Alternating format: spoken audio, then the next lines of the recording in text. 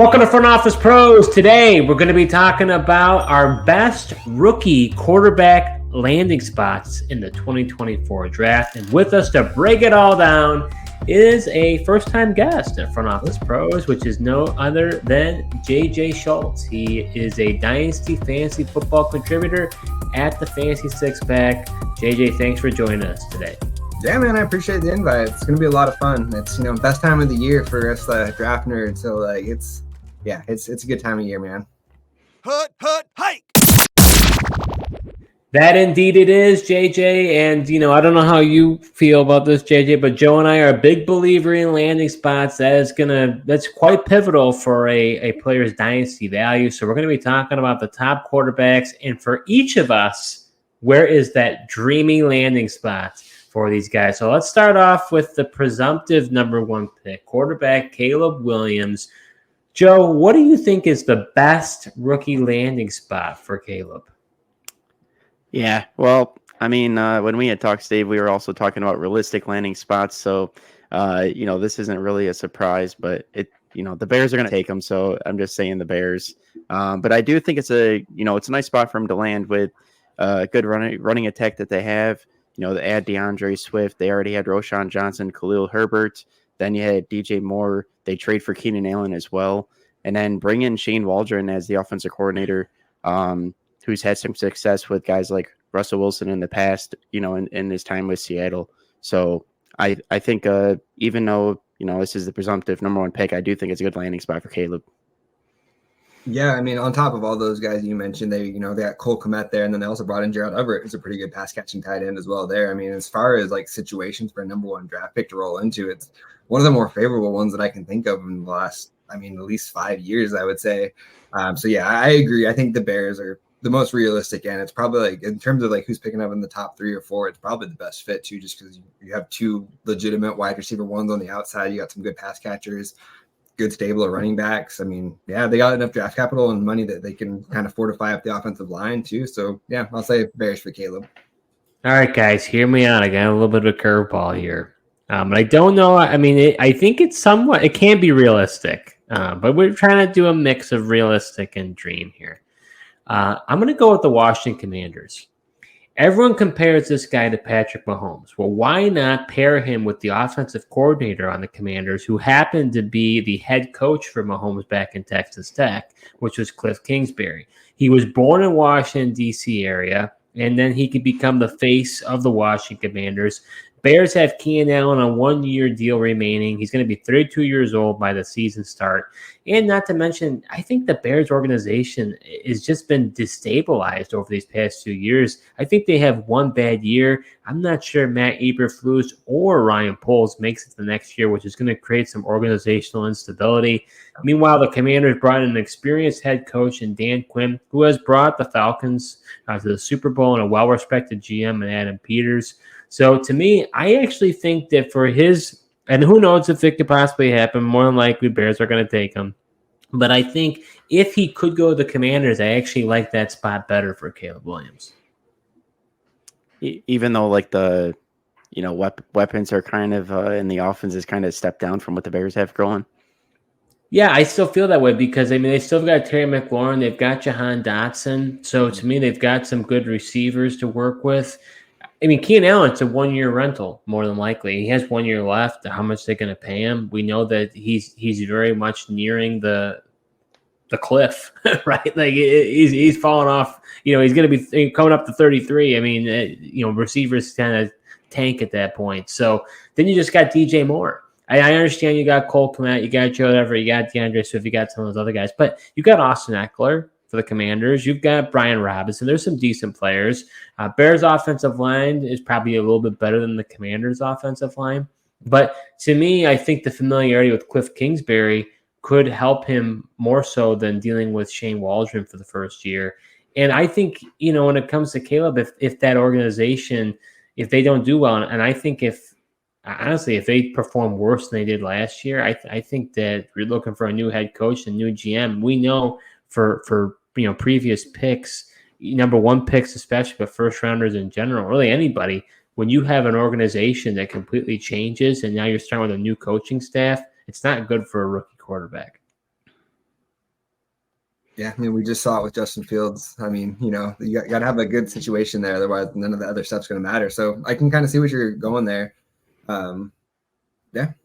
Yeah, I mean, even last year, look at Bryce Young. You thought it was a good coaching staff that he was going with Steve. I did. Told you I didn't really believe in Frank Reich, and it was just disastrous, and he ends up getting fired, and now they got a new coach over there now.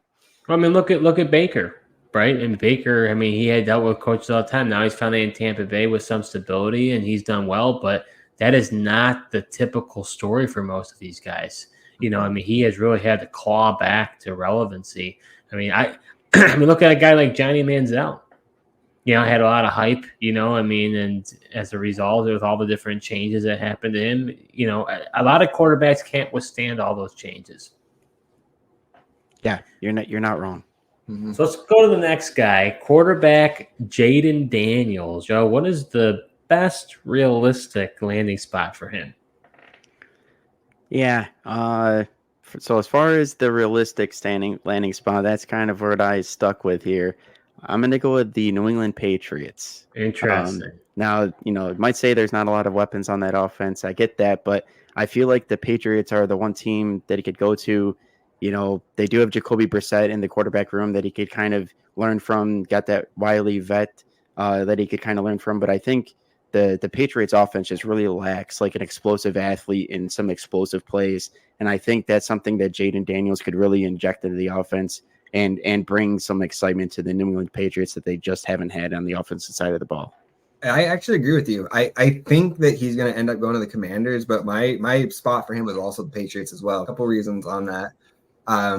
One, just, you look at what they're doing in the front office and the coaching staff. It's a brand new day right there. So I said they go all the way in, like go get the type of quarterback with the playing style that they have literally not had there in the last 20 years.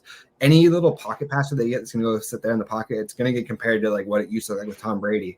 Let's go get somebody that's completely new in there. Let's give that franchise like a little bit of a fun energy around them. And then part of it is also like I think the fit with Drake Maye, what he does, I think would fit with the skill players and the Commanders better. So that's why I have my dream fit with Maye going to the Commanders. But yeah, I think Daniels is like a fresh face for a whole fresh new identity there in New England. Let him and Gerard Mayo kind of start the new day. I think there would be a little bit less pressure, like you mentioned, Jacoby Brissett there, so you can learn from a little bit.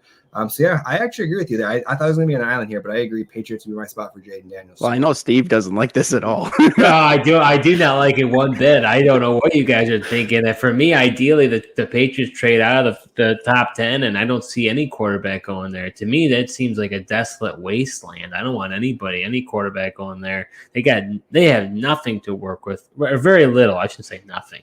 Very little to work with in my view. So I'll agree with you on this point. So for me, it's Chicago Bears for Jayden Daniels. I think of all the fancy prospects here at the quarterback position, I think Daniels could have the lowest floor from a dynasty perspective simply due to his running upside. Combine that with what I believe the weapons with the Bears have, I think it's a great option. Could you imagine Jayden Daniels and DeAndre Swift running the read option with that speed? Although I don't like the organizational stability of the Bears, we talked about, they've got DJ Moore, they've got Keenan Allen, they've got Cole Kmet, they've got Gerald Everett, DeAndre Swift. So I hear what you guys are saying because, again, I think from a dynasty standpoint, because of his running upside, I mean, let's throw this out there. I don't feel this way, but hearing what you guys say, because I think that the Patriots are probably the worst or one of the worst places a quarterback could go. Do you think he's landing spot proof, Jayden Daniels is? Oh, I'm on a little bit of an island here where I'm Drake Maye. I have him firmly ahead of Jayden Daniels for my quarterback ranks. Like I have him at 3, and I think he's actually closer to JJ McCarthy than Drake Maye. So I think the landing spot's going to be very important for him. The only thing with Chicago there is just like how much different is that going to be than what they just saw with Justin Fields there? Like he's maybe a little bit more polished as a passer, but they're probably close to the same age, honestly. So like I don't know if that's actually the case. Yeah, I think Justin Fields is like 2 years older than him. I think Daniels might be 23, but yeah, I agree. I mean, the Bears, I really do feel like they are, kind of trading out Justin Fields to get a very similar player, just a younger version of that on a new rookie deal. I guess, but I mean, Joe, do you think that Jayden Daniels is landing spot proof because of his running upside? No, nobody is landing spot proof, man. That's why the success rate in the first round of these quarterbacks is so low.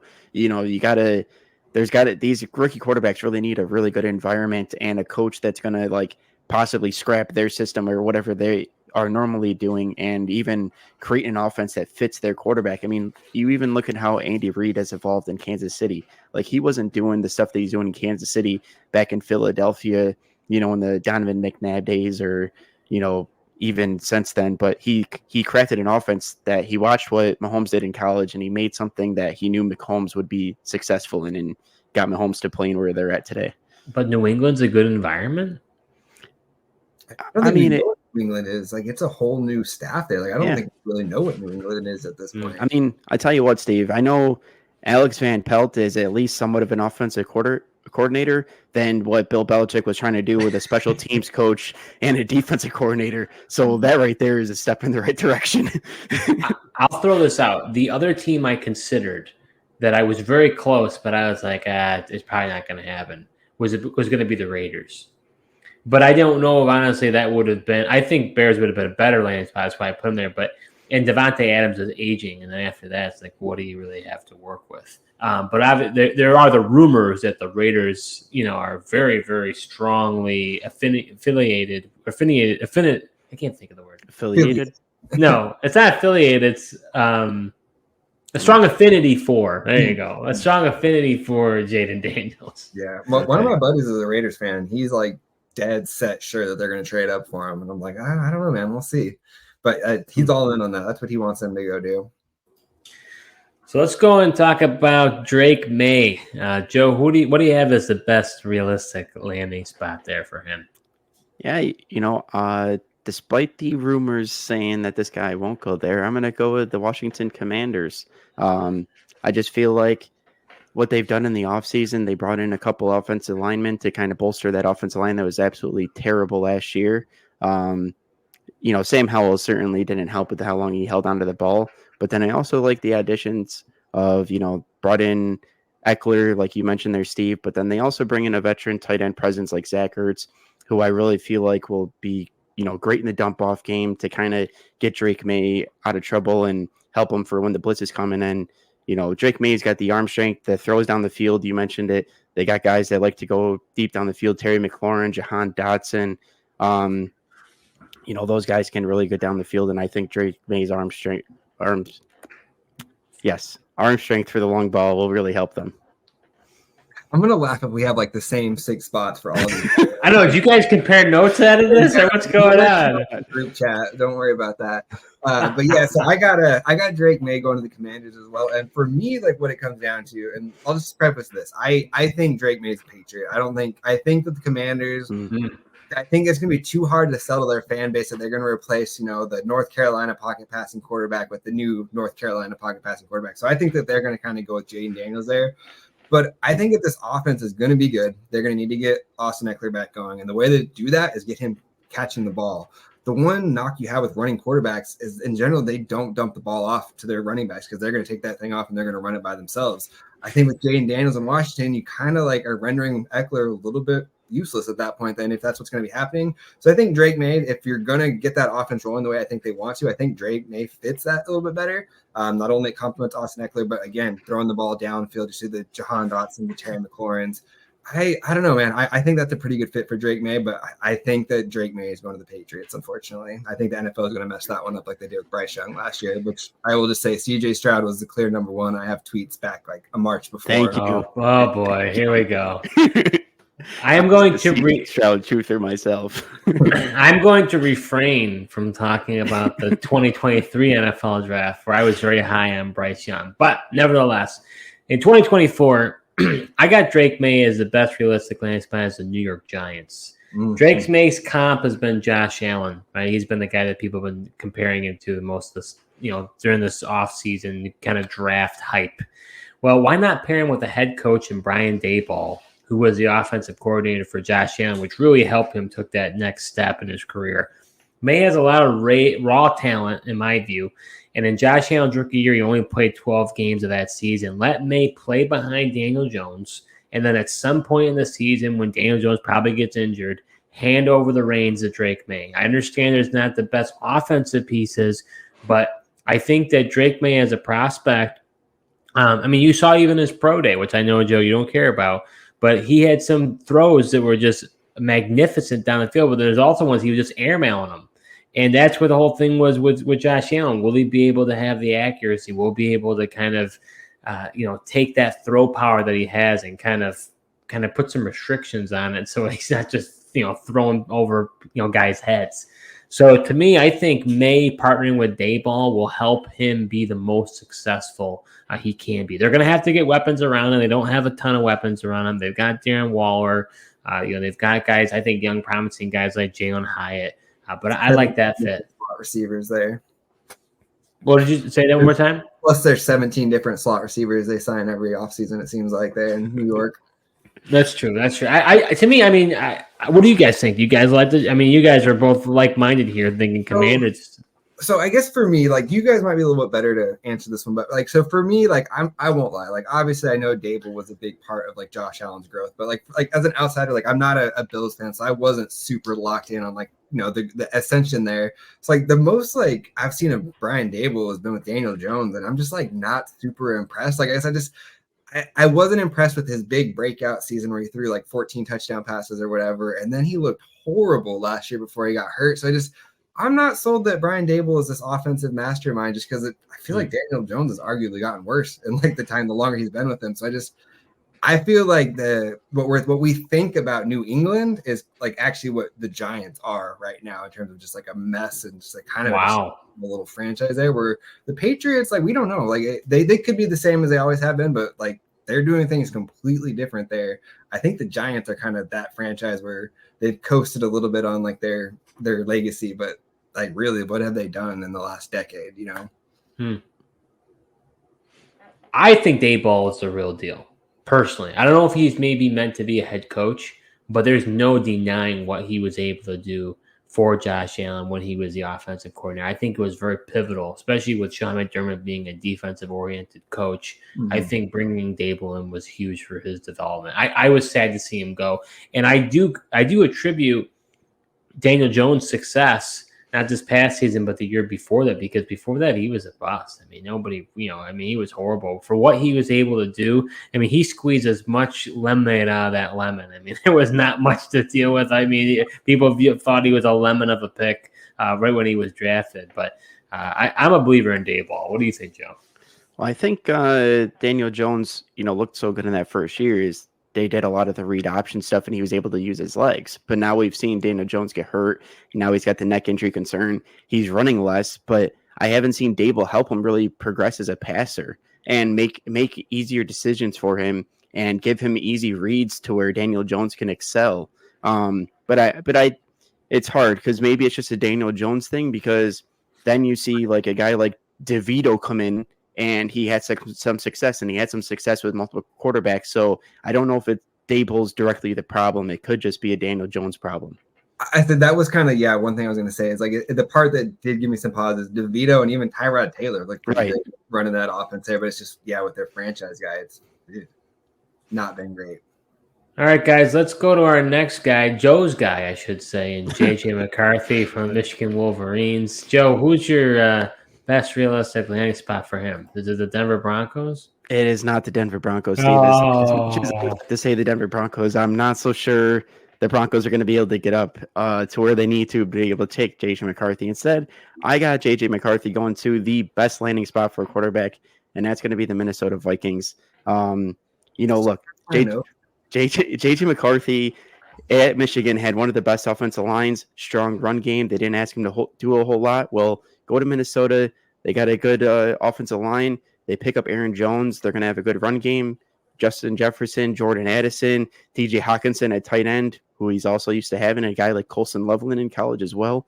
And, I think Kevin O'Connell is really going to be able to develop him and move him along. And if they don't want to start him right out of the gate, they did sign Sam Darnold, who could play this year if they didn't want to start JJ McCarthy right away.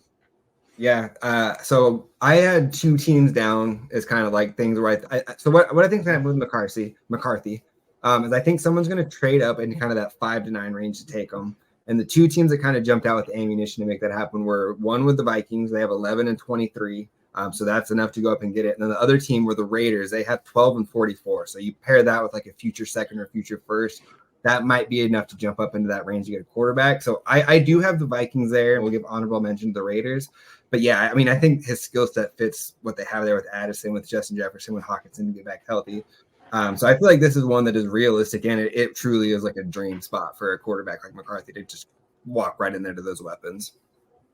Well, the old adage says if you can't beat them, then join them. So I'm with you guys on this one. I'm going to go with JJ McCarthy for the Minnesota Vikings. I think one of the biggest concerns with JJ McCarthy is that he wasn't asked to throw all that much at Michigan. Can he change that once he gets to the next level at the NFL? I think it's the perfect landing spot, pairing him with head coach Kevin O'Connell. He's a creative play caller. Joe, you mentioned his supporting cast. He's got, Aaron Jones, Jefferson, Addison, Hawkinson, Christian Darrisaw, one of the best left tackles. I think Kevin O'Connell will allow him to be able to really excel at this next level, and he'll be more relied upon. He's a more athletic, Kirk Cousins, if you will, honestly. So I think that he'll be able to get the most out of him for sure. Yeah, great weapons there too. Yeah. So let's go with our next guy, quarterback Bo Nix. So where do you have him going? So I got Bo Nix going to the Broncos ultimately. I think it just makes too much sense. Sean Payton, he wants a guy with a quick processing speed. That's why I think, JJ McCarthy would fit with the Broncos as well, but he's gone. So Bo Nix, the next guy. And, a lot of people just compare him to Drew Brees. They're similar size. I think they might even have the same hand size even. And I think it's exactly Sean Payton wants a guy that's going to be on time. Bo Nix doesn't wow you, do anything, but he just time and time again makes those easy throws. And I think that's exactly what Sean Payton just is going to want out of his quarterback. So I think the Broncos are the best fit for him. So I originally had the Broncos as my team, but I also had two other good ones. So I'm going to switch it just so we don't have the exact same. So I do think the Broncos, I guess on this, where do you think he gets drafted? Because I kind of have a pick area where around I think he goes. Where do you think he gets drafted?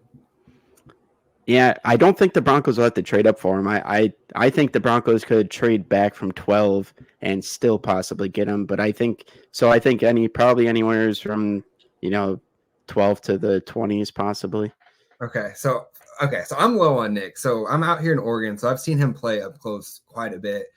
So for me, I think he's going to kind of get like Will Levis a little bit. I think he goes closer like 50 to 70, kind of like in between Will Levis and Hendon Hooker last year.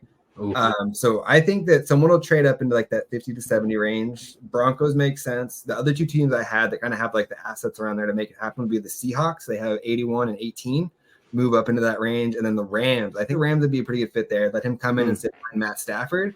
And then when you're talking about like a quarterback like Bo Nix, like he's going to need a coach that can develop an offense that like will fit his skill set.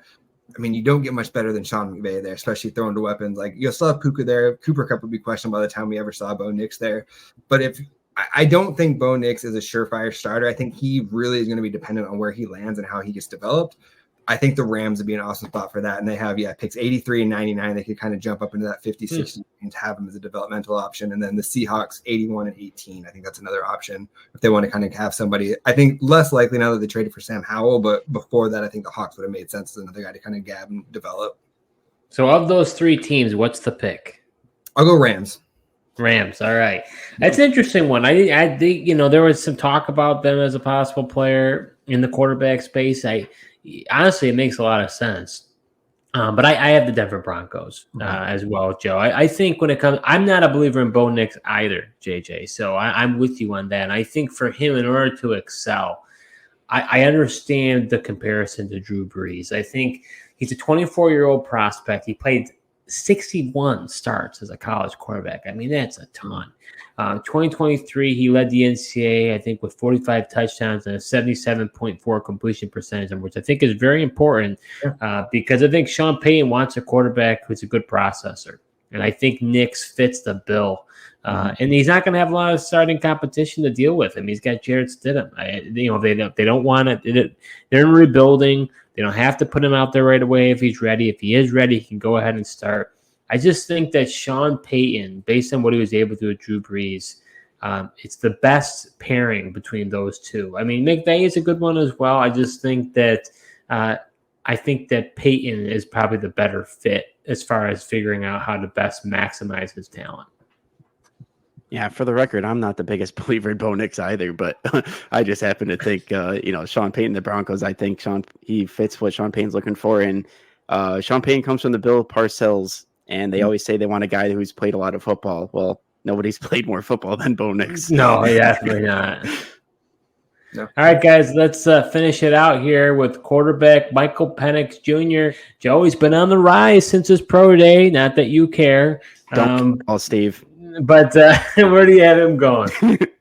So I don't know how realistic this one is, but I think it'd be really interesting to see Michael Penix play with the Miami Dolphins.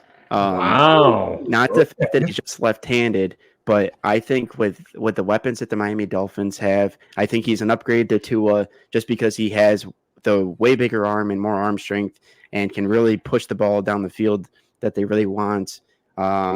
And he's got obviously, the pro day, even though I don't care about it, Steve, he showed off his athleticism there.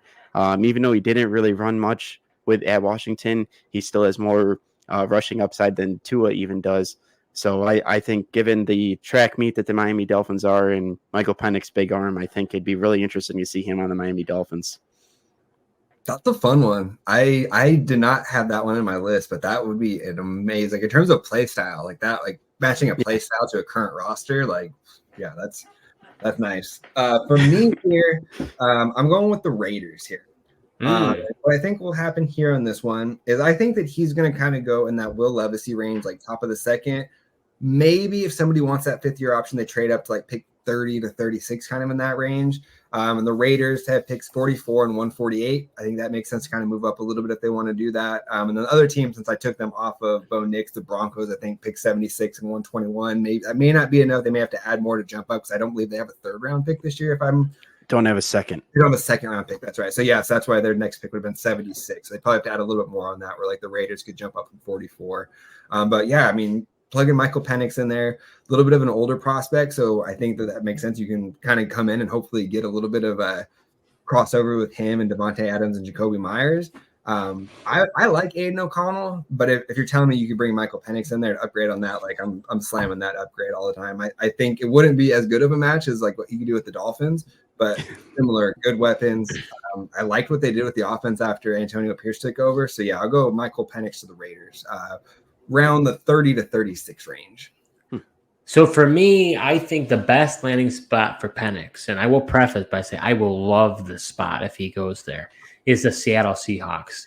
This would allow Penix to remain in the state of Washington, reunite with his former offensive coordinator, Ryan Grubb.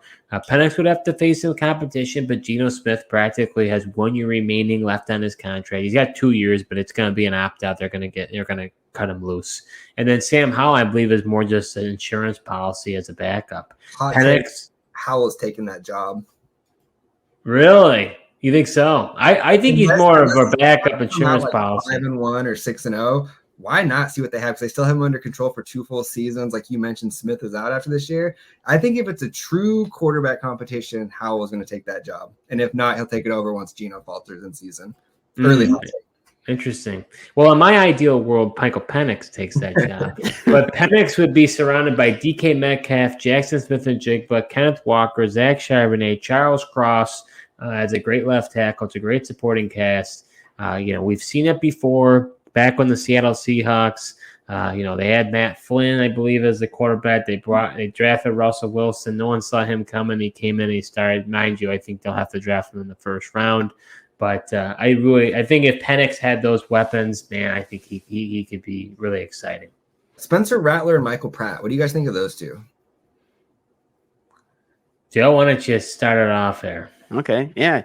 I think, Spencer Rattler is a guy that has low-key been talked about, and people were talking about him being interesting.